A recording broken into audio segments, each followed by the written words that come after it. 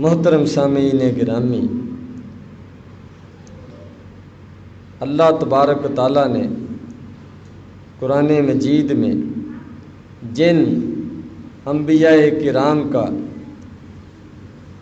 کثرت کے ساتھ ذکر کیا ہے اور ان کی پیروی کا حکم دیا ہے،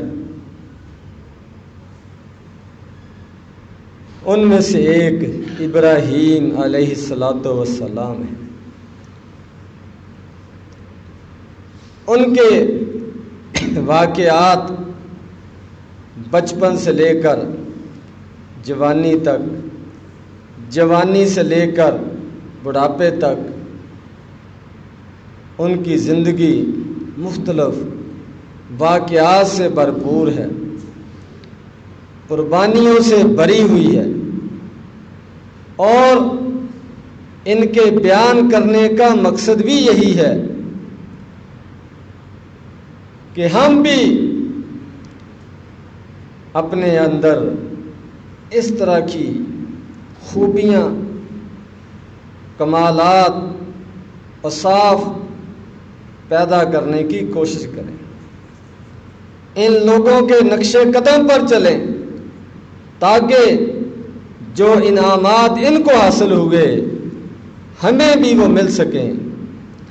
اللہ تبارک و تعالیٰ جس طرح ان سے راضی ہوا ہم سے بھی راضی ہو، اور ہمیں پتہ چلے کہ کون سے کام ہیں جو کرنے والے ہیں، کون سے کام ہیں جو اللہ کو پسند ہیں، کون سے کام ہیں جو آدمی کو عزت، وقار، دنیا کے اندر کامیابی اور ترقیاں اور آخرت کی کامیابیاں جو کام عطا کرتے ہیں ان کا ہمیں پتہ چلے۔ تو خاص طور پر ابراہیم علیہ السلام کا تذکرہ قرآن مجید کے اندر کیا گیا ہے، تقریباً مختلف پاروں میں، مختلف صورتوں میں 250 آیات ہیں جن میں ابراہیم علیہ السلام کا ذکر ہے، ان کا تذکرہ ہے، اور 69 بار ان کا نام ذکر کیا گیا ہے قرآن مجید کے اندر۔ یہ چیز دلیل ہے اس چیز کی کہ ابراہیم علیہ السلام کی زندگی، ان کی سیرت یہ کوئی معمولی زندگی نہیں ہے، یہ قابل رشک زندگی ہے، قابل اتباع زندگی ہے، اس لیے اللہ تبارک و تعالیٰ نے اس کا حکم بھی دیا۔ فرمایا ثم اوحینا الیک ان اتبع ملت ابراہیم حنیفا فما کان من المشرکین۔ نبی علیہ الصلوۃ والسلام کو خطاب ہے کہ ہم نے آپ کی طرف یہ وحی کی ہے کہ آپ نے ملت ابراہیم کی پیروی کرنی ہے، ابراہیم کے نقش قدم پر چلنا ہے، ابراہیم کے دین کو، سیرت کو اپنانا ہے، حنیفہ جو یکسو تھا، ادھر ادھر کسی غلط راستے پر چلنے والا نہیں تھا۔ وما کان من المشرکین، اور مشرکین میں سے نہیں تھا۔ خاص طور پر ابراہیم علیہ السلام کے ساتھ اس چیز کی وضاحت کی گئی کیونکہ اس وقت کے لوگ، مکے والے، قریشی، اپنے آپ کو ابراہیم علیہ السلام کی اولاد سمجھتے تھے، اپنے آپ کو ان کا جانشین سمجھتے تھے، اپنے آپ کو ان کا وارث سمجھتے تھے، اور اس پر بڑا ان کو فخر تھا۔ تو اللہ تبارک و تعالیٰ نے ان کا رد فرمایا کہ شرک کے ساتھ، مشرکین کے ساتھ ابراہیم علیہ السلام کا کوئی تعلق نہیں۔ گویا کہ تمہارا یہ دعویٰ کرنا کہ ہم سچے وارث ہیں یہ بالکل غلط ہے۔ ابراہیم علیہ السلام تو موحد تھے، توحید پرست تھے، ایک اللہ کی عبادت کرنے والے، اس کی دعوت دینے والے تھے، بتوں کو توڑنے والے تھے، بت شکن تھے، شرک کے خلاف تھے۔ اگر تم نے اپنے آپ کو ان کا وارث بنانا ہے، ان کا جانشین بنانا ہے، تو پھر ان جیسا بننا پڑے گا جس کی یہ نبی دعوت دیتا ہے۔ اور خود ہم نے اس کو حکم دیا ہے کہ ابراہیم علیہ الصلوۃ والسلام کی پیروی کرنی، ان کی اقتداء کرنی ہے۔ ابراہیم علیہ الصلوۃ والسلام کے بہت زیادہ کارنامے ہیں، قربانیاں ہیں۔ سب سے بڑا توحید کی دعوت انہوں نے پیش کی اور مثالی دعوت پیش کی، اور توحید کا مرکز بیت اللہ تعمیر کیا، اور اللہ کی خاطر اپنے بیٹے کی قربانی یہ پیش کی، اور اس توحید کی خاطر آگ کے اندر کودنا برداشت کیا۔ کوئی ایک قربانی ہے، ان کی زندگی قربانیوں سے بھری پڑی ہے۔ اسی لیے اللہ تبارک و تعالیٰ نے بار بار ان کا تذکرہ فرمایا ہے، مختلف انداز میں ان کی زندگی کے مختلف واقعات یہ ذکر فرمائے۔ میں وذکر فی الکتاب ابراہیم انہ کان صدیقا نبیا۔ اس کتاب میں، اس قرآن میں لوگوں کے سامنے آنے والی تمام دنیا کے لیے ابراہیم علیہ الصلوۃ والسلام کا تذکرہ کیجیے، ان کی سیرت کو بیان کیجیے، ان کے کارناموں کو ذکر کیجیے۔ بے شک وہ بہت سچا آدمی تھا، اللہ تبارک و تعالیٰ کا نبی تھا، رسول تھا، اللہ کا بھیجا ہوا پیغمبر تھا۔ تو یہ اللہ تبارک و تعالیٰ نے ابراہیم علیہ الصلوۃ والسلام کی سیرت کو، ان کی زندگی کو پڑھنے کا، سننے کا، سنانے کا، اور پھر اس کو اپنانے کا اللہ تبارک و تعالیٰ نے حکم دیا۔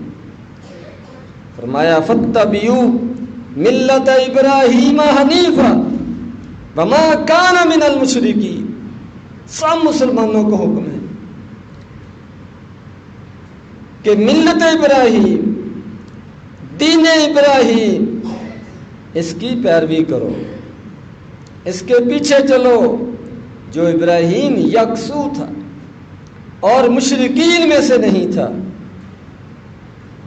اور فرمایا وَمَن يَرْغَبُ عَن مِلَّةِ إِبْرَاهِيمَ إِلَّا مَنْ سَفِيهَ نَفْسَهُ۔ ملت ابراہیم سے، دین ابراہیم سے سوائے اس کے جو بے وقوف ہے، جس کو پتہ ہی نہیں ہے زندگی کیسے گزارنی ہے، ہم یہاں کس لیے آئے ہیں، کامیابی کس کا نام ہے، جس کو یہ شعور ہی نہیں ہے، اس کے علاوہ کوئی دین ابراہیم سے، ملت ابراہیم سے بے رخی نہیں اختیار کر سکتا۔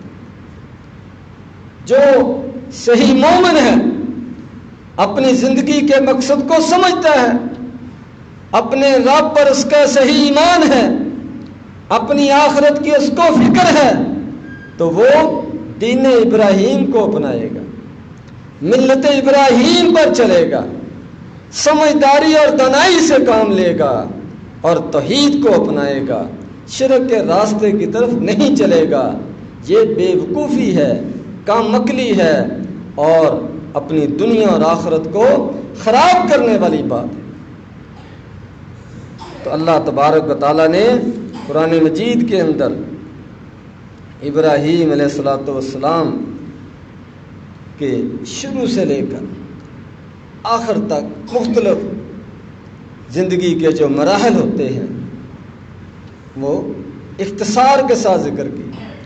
سب سے پہلے آدمی کے لیے مشکل مرحلہ اپنی بات کو سمجھانا، بیان کرنا، وہ اپنے گھر والوں کے سامنے، یہ سب سے مشکل مرحلہ ہوتا ہے۔ تو ابراہیم علیہ السلام نے یہ مار کا بھی سر انجام دیا کہ انہوں نے جب آنکھ کھولی تو ان کے خاندان، عزیز و اقارب، والد، سب بت پرست، بت فروش، بت بنانے والے، بت بیچنے والے، بتوں کی پوجا کرنے والے، ایسے ماحول میں انہوں نے پرورش پائی۔ تو یہ خاص اللہ تبارک و تعالیٰ کا ان پر فضل و کرم تھا کہ ان کو صحیح سمجھ عطا فرمائی، توحید کی سمجھ دی۔ فرمایا وَلَقَدْ آتَيْنَا إِبْرَاهِيمَ رُشْدَهُ مِن قَبْلُ وَكُنَّا بِهِ عَالِمِينَ کہ ہم نے ابراہیم کو اس سے پہلے شروع ہی میں ہدایت رشد سے نوازا اور ہم اس کے بارے میں خوب علم رکھنے والے تھے۔ ہمیں پتہ تھا کہ اس کو ہم نے چننا ہے، اس سے ہم نے کام لینا ہے، اس سے ہم نے دنیا کی اصلاح کا کام لینا ہے، اس سے ہم نے بتوں کو توڑوانا ہے، اس کو ہم نے جد الانبیاء بنانا ہے۔ اس لیے ہم نے شروع ہی سے اس کو رشد و ہدایت سے نوازا، توحید کی طرف ان کے ذہن کو موڑ دیا۔ اور ویسے بھی اللہ تبارک و تعالیٰ نے ہر انسان کو فطرت پر پیدا کیا، اسلام پر پیدا کیا ہے، توحید پر پیدا کیا ہے۔ یہ تو اس کا ماحول ہے، اس کا گھر بار ہے، اس کے والدین ہیں، اس کے دوست احباب ہیں، اس کا بیٹھنا اٹھنا ہے جو اس کے عقیدے کو خراب کرتا ہے، اس کے کردار کو داغدار کرتا ہے، اس کے اخلاق کو بگاڑتا ہے۔ ورنہ پیدائشی طور پر ہر انسان یہ نیک ہوتا ہے، موحد ہوتا ہے، فطرت اسلام پر پیدا ہوتا ہے۔ تو اللہ تبارک و تعالیٰ نے ابراہیم علیہ السلام کی اس فطرت کو محفوظ رکھا، اس کو خراب اور بگڑنے نہیں دیا۔ تو انہوں نے سب سے پہلے اپنے گھر سے اپنی دعوت کا آغاز کیا، اپنے والد کو تبلیغ کی، اس کو سمجھایا اور بڑے ادب کے ساتھ، نہایت اچھے انداز کے ساتھ۔ تو قرآن مجید نے خاص طور پر ان کے اس عمل کا ذکر کیا ہے کہ کس طرح اپنے گھر سے ان کو وہ اس کام کا آغاز کرنا پڑا۔ اس سے یہ بھی سمجھ آ رہی کہ وہ اکیلے تھے، تنہا تھے، کوئی دوست، کوئی سہارا، کوئی معاون نہیں تھا۔ اس کے گھر والے اس کے مخالف ہیں۔ فرمایا وَاذْكُرْ فِي الْكِتَابِ ابراہیم، سورۃ مریم کے اندر اللہ تبارک و تعالیٰ نے ان کے اس کارنامے کو ذکر کیا ہے کہ کس طرح اپنے والد کو نہایت اچھے انداز سے توحید کی دعوت دیتے ہیں، اور کسی قسم کا کوئی خوف، کوئی ڈر کہ مجھے گھر سے نکال دیں گے، میرا کھانا پینا بند کر دیں گے، میرا جینا مشکل ہو جائے گا، مجھے کہاں پناہ ملے گی، میں رہوں گا کہاں، ان میں سے کسی چیز کی کوئی پرواہ نہیں کی۔ فرمایا وَاذْكُرْ فِي الْكِتَابِ ابراہیم إِنَّهُ كَانَ صِدِّيقًا نَبِيًّا إِذْ قَالَ لِأَبِيهِ يَا أَبَتِ لِمَ تَعْبُدُ مَا لَا يَسْمَعُ وَلَا يُبْصِرُ وَلَا يُغْنِي عَنْكَ شَيْئًا۔ اپنے والد کو اپنے گھر میں اپنے سب سے گہرے رشتے کے سامنے بہت اللہ کا پیغام، توحید کی دعوت پیش کر رہے ہیں۔ فرماتے ہیں ابا جان، آپ ان بتوں کی پوجا کیوں کرتے ہیں جو نہ سنتے ہیں، نہ دیکھتے ہیں اور نہ کسی کام آتے ہیں؟ بے جان، جامد، خاموش، یہ ان بتوں کو خود بناتے ہو؟ میں گھر میں دیکھتا ہوں بنتے ہیں، لوگ خریدنے آتے ہیں اور پھر خود ہی جہاں اس کے آگے ہم ہاتھ پھیلا کر بیٹھ جاتے ہیں، ان سے منتیں مانگنی شروع کر دیتے ہیں، ان سے نفع نقصان کی امیدیں یہ وابستہ کر لیتے ہیں۔ یہ کہاں کی عقل مندی ہے، کہاں کی دانش مندی ہے؟ یہ آپ کیوں کرتے ہیں؟ یا ابتی انی قد جاءنی من العلم، اے میرے ابا جان یہ میں علم کی بنیاد پر بات کر رہا ہوں۔ اللہ تبارک و تعالیٰ نے مجھے علم سے نوازا ہے، مجھے ہدایت سے نوازا ہے، بغیر دلیل کے بات نہیں کر رہا۔ ما لم یاتی کا فتبعنی اہدی کا صراطا سویا، یہ علم کسی اور کے پاس نہیں آیا، یہ خاص اللہ نے مجھے چنا ہے، مجھے منتخب کیا ہے۔ تو میری بات یہ سنیں، اس پر غور کریں، میں آپ کو سیدھے رستے کی رہنمائی کروں گا۔ میں کوئی ذاتی غرض کے لیے، ذاتی فائدے کے لیے یہ قدم نہیں اٹھا رہا، میں لوگوں کی ہدایت کے لیے، سیدھا رستہ دکھانے کے لیے، جہنم سے گمراہی سے بچانے کے لیے یہ میں کام کر رہا ہوں۔ فتبعنی، میری پیروی کر لیں، میری بات مان لیں، تسلیم کر لیں۔ اہدی کا صراطا سویا، فرمایا یا ابتی لا تعبد الشیطان، ابا جان شیطان کے پیچھے نہ چلیں، شیطان کی عبادت نہ کریں، شیطان کی پوجا نہ کریں۔ ان الشیطان کان للرحمن عصیا، شیطان اللہ تبارک و تعالیٰ کا نافرمان ہے، باغی ہے، وہ تو خود دوسروں کو گمراہ کرنے والا ہے، اللہ کی نافرمانی کی طرف لے کر جانے والا ہے۔ اسی نے لوگوں کے دل و دماغ کے اندر یہ بتوں کی پوجا کا تصور جو ہے پیدا کیا ہے، اسی نے اس شرک کے راستے پر لگایا ہے۔ تو یہ جو صحیح انبیاء کرام کی تعلیم ہے، اللہ تبارک و تعالیٰ نے جو صحیح توحید کی وہ ہمیں ہدایت دی ہے، اس کو چھوڑ کر جو بھی راستہ اپنائیں گے وہ شیطان کا راستہ ہے، وہ شیطان کی عبادت ہے، وہ شیطان کی پوجا ہے۔ اور شیطان کے بارے میں کس کو نہیں پتا کہ وہ اللہ کا نافرمان ہے؟ تو جو بھی اس کے پیچھے چلے گا وہ بھی اللہ کا نافرمان بنے گا۔ یا ابتی انی اخاف ان یمسک عذاب من الرحمن فتکون للشیطان ولیا، ابا جان مجھے خطرہ ہے کہ اگر اسی طرح زندگی گزر گئی، اسی پر موت آ گئی تو اللہ کا عذاب آئے گا، اللہ کی سزا میں پکڑے جائیں گے اور پھر شیطان کے ساتھی بن جائیں گے۔ جیسے شیطان جہنم میں گیا ہے، اسی طرح اس کی پیروی کرنے والے، اس کے کہنے پر شرک کا رستہ اپنانے والے وہ بھی جہنم کی طرف جائیں گے۔ اپنے والد کو ایک ایک چیز جو ہے وہ بیان کر رہے ہیں، آگے سے ان کے والد کا رد عمل دیکھیں،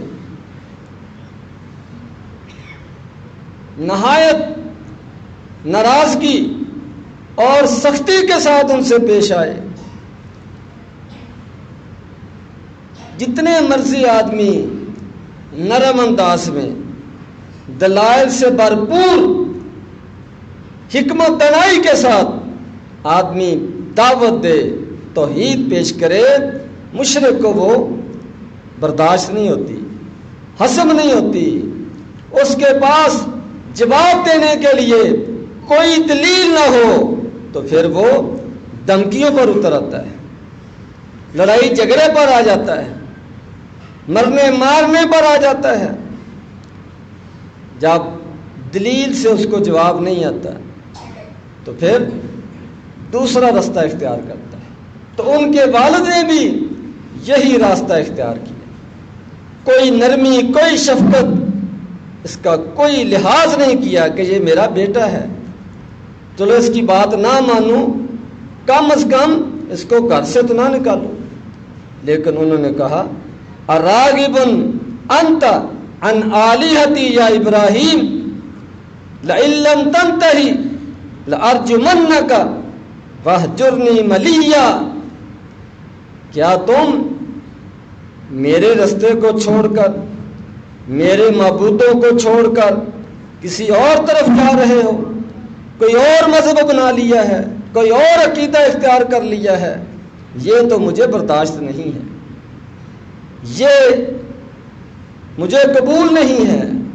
ایسا نہیں ہو سکتا کہ میرے گھر میں رہ کر، میرے سامنے رہ کر میرے مذہب کے خلاف تم کوئی اور مذہب اپنا لو۔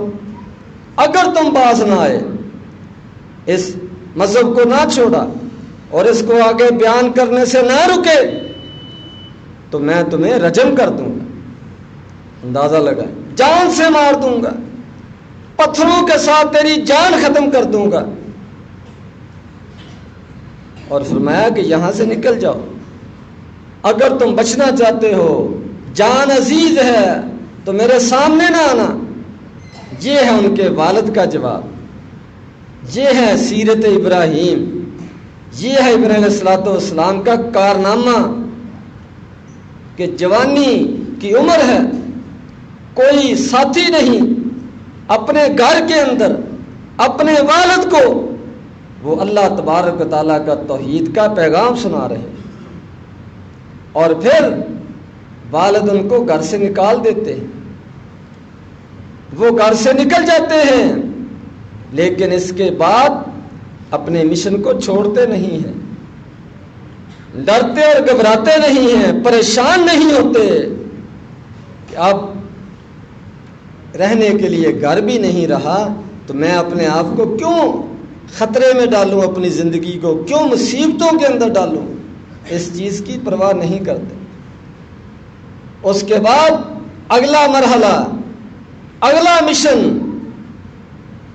کہ اگر گھر میں میری بات کسی نے نہیں سنی، نہیں مانی، چلو کوئی بات نہیں، میں باہر کر کے دیکھ لیتا ہوں، اپنی قوم کو دعوت دیتا ہوں، عام لوگوں کو یہ پیغام سناتا ہوں، ہو سکتا ان میں سے کسی کو سمجھ آ جائے، میری اور اس کی کامیابی کا ذریعہ بن جائے۔ یہ پھر اپنے دوسرے مشن پر وہ اٹھ کھڑے ہوتے ہیں۔ تو ابراہیم علیہ السلام کی زندگی بھرپور قربانیوں سے، کارناموں سے بھری ہوئی ہے۔ اس کا زیادہ سے زیادہ قرآن کی روشنی میں، حدیث کی روشنی میں ہمیں اس کا مطالعہ کرنا چاہیے، اس کو پڑھنا چاہیے، اس کو سیکھنا چاہیے، اس کو سننا اور سنانا چاہیے، تاکہ ہمیں بھی پتہ چلے کہ وہ کون سے کمالات اوصاف ہیں جن کی بنا پر اللہ تبارک و تعالیٰ نے ان لوگوں کو نوازا ہے، دنیا آخرت کی کامیابیاں عطا فرمائی ہیں، ان کو مقتدار پیشوا بنایا ہے۔ عیسائی بھی ابراہیم علیہ السلام کو اپنا بڑا بزرگ مانتے ہیں، یہودی بھی ابراہیم علیہ السلام کو اپنا بڑا بزرگ مانتے ہیں، اور مکے والے مشرکین بھی ان کو اپنا بڑا مانتے تھے، اور مسلمانوں کے تو وہ ہے ہی۔ تو یہ اعزاز کس وجہ سے ان کو حاصل ہوا کہ انہوں نے اپنی زندگی کو اللہ کے لیے، اللہ کی اطاعت فرما برداری کے اندر وقف کر دیا، صرف کر دیا۔ اللہ تبارک و تعالیٰ مجھے بھی، آپ کو بھی، انبیاء کرام، نبی کریم صلی اللہ علیہ وسلم، ان کی سیرت کو اپنانے کی توفیق عطا فرمائے۔ وآخر دعوانا الحمدللہ رب العالمین۔